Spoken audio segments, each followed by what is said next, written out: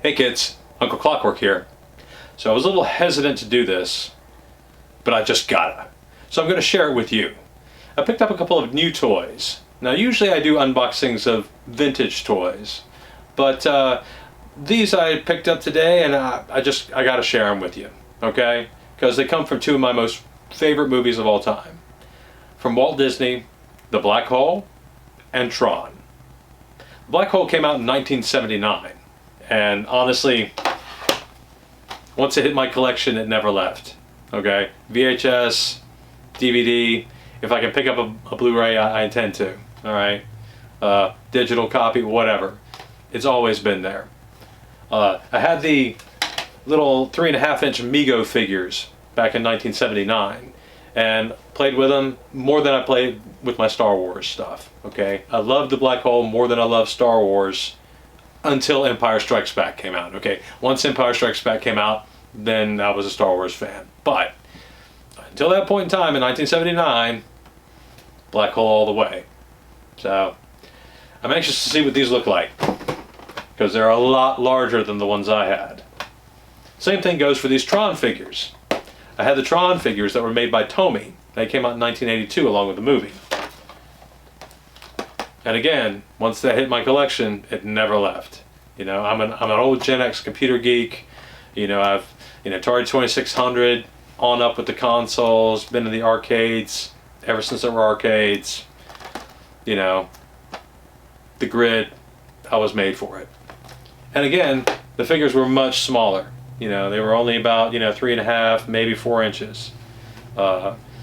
Loved them, I had them for a little while, but I was just getting out of toys at the time, so they more or less just kind of sat on the shelf for a while, and eventually I got rid of them. So I'm anxious to see these because, again, they're a lot larger, they're a lot more detailed. I've got some left in the box, in the package. I'm going to save for later. Maybe someone else gets a gift, but these are mine. I got to have them out. They're going to go up on the wall, on the shelf somewhere. Yeah. So, you want to see? Let's unbox them. Okay, first we're just going to take a look at the nice packaging they've done on this. It's looks like a little bit of the opening title screen, and the same font that was used, that early 80s, like Commodore 64 font. Yeah, these are really nice. I always found it amusing that they called the evil robot Maximilian when the lead antagonist was actor Maximilian Schell. Okay, let's just rotate these around here. I think these actually come with some display stands. It looks like they do. So.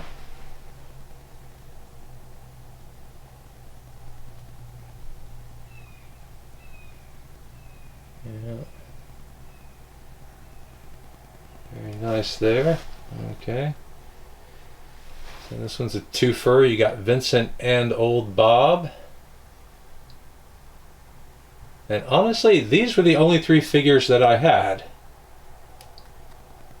I didn't have any of the human figures. I may have had one of the other robots, but I had a thing for robots. After the first Star Wars came out, I was, robots and spaceships all the way. All right.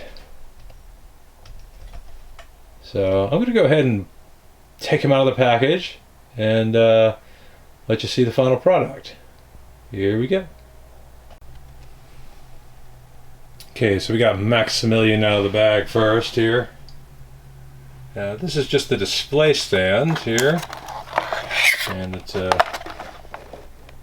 comes with some of the Cygnus computers in the background. Okay. Now this is just beautiful. Okay, he's massive. All right. Now the additional head, look at there. It's got Dr. Reinhardt trapped inside. Oh, that's just wicked. Okay, you got the spinning blade attachments, okay. Additional claw attachments, and of course, you know, good old electricity. So, he is one evil looking mother, let me tell you. That is just wicked. Oh, that's beautiful. You know, yeah. As a kid, this thing, you know, this thing would give you nightmares. Yeah, but now he's just super cool. Yeah. So I'll set him up, and we'll see what he looks like. Okay. All right, and here he is, boys and girls, Maximilian. I went ahead and installed the spinning blades because I always thought that was just so cool. Alright. Now, yeah, he's got some articulation. He, you know, just on the flaps, and you know, his arms rotate. Head rotates. You know, you've got the exchangeable arm pieces here. You know, to be totally honest, I'm not that impressed with the paint job. You know. Yeah, you know, if I may repaint him if I feel, you know, so inclined. Get some time on my hands. Give him a more movie accurate paint job. And yeah, that's just a shadow on the visor. I didn't put the one with Dr. Reinhardt's face in there. No, not unless I had like a kind of like a hellscape background. Maybe for Halloween or something, you know, switch it up. Now, this piece is actually part of a Build-A-Figure. Okay, this is just the wall. The base is actually with Vincent and old Bob. So we'll break them out here in a second. We'll put that together. Yeah. So there we go, boys and girls. Maximilian. So now we're going to switch it up and we're going to take a look at Vincent and old Bob.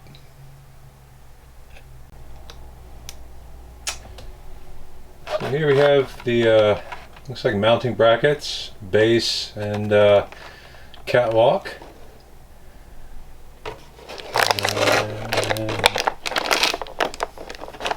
See over here we got Vincent, old Bob, and all their gear. Looks like we can replace some of the arm work, the lasers. So we got retracted magnetic anti-grav pods. Okay. Looks like you just switch stuff out on these guys. Doesn't look like there's much articulation. So let's take them out of the package.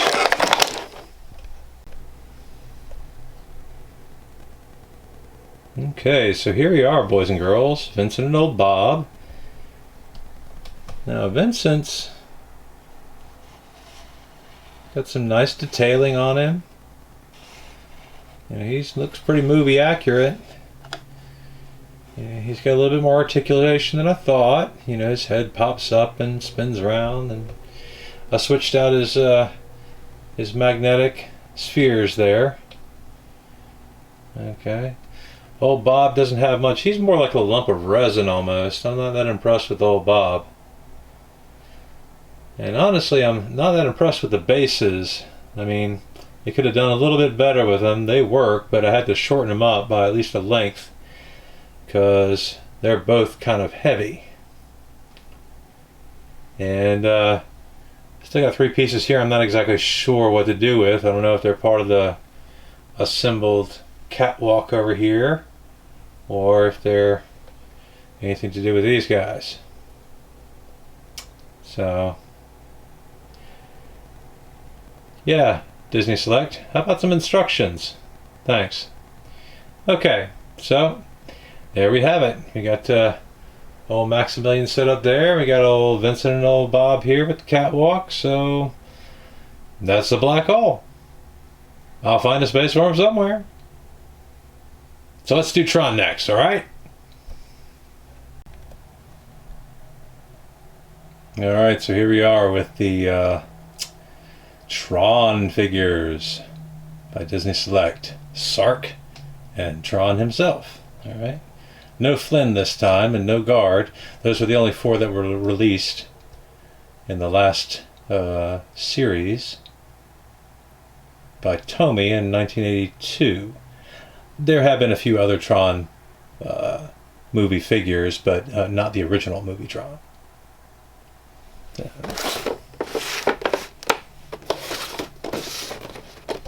Basically just the same on the back packaging.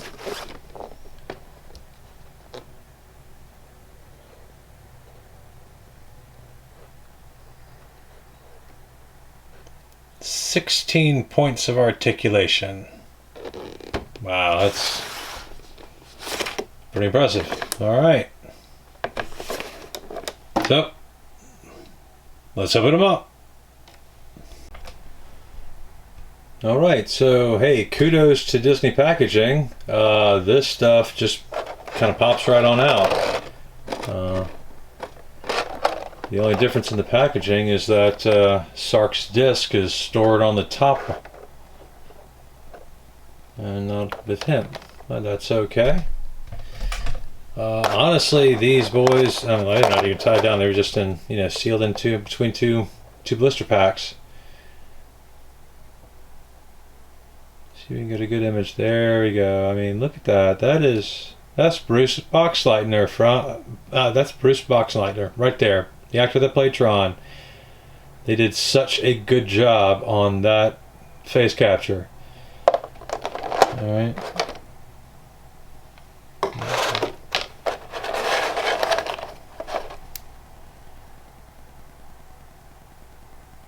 Wow. Yep, that's David Warner, all right, folks. That's the actor who played Sark. That is so much more detail than the figures I had as a kid. They were just little translucent blobs, really. You couldn't see anything. That is amazing. So yeah, I'm going to set these bad boys up and let you take a look at the final piece on the stands. Alright, so here we go. Alright, and here we are, kids, out of the package. They are pretty detailed as far as the paint job. Said, they've got really good articulation. I'm a little concerned about Sark's disc. It doesn't really fit in his hands. That may just be the mold on this figure. He just doesn't want to hold on to it, but other than that. And the only complaint I have is that Tron can't look up, so he can't do his classic pose where he's holding the disc above him and looking up. But other than that, they're beautiful, beautiful figures. Great job, Disney. All right, let's everyone applaud the mouse. Okay. All right, that's it, kids. And we're done here. Alright, kids, so that's it for this episode. I think they're pretty cool. They're definitely going to go up on the shelf or in the collection or somewhere in the house. Tron will probably sit by the computer, I'll be honest. So that's it, kids. Take care. This is Uncle Clockwork, clocking out.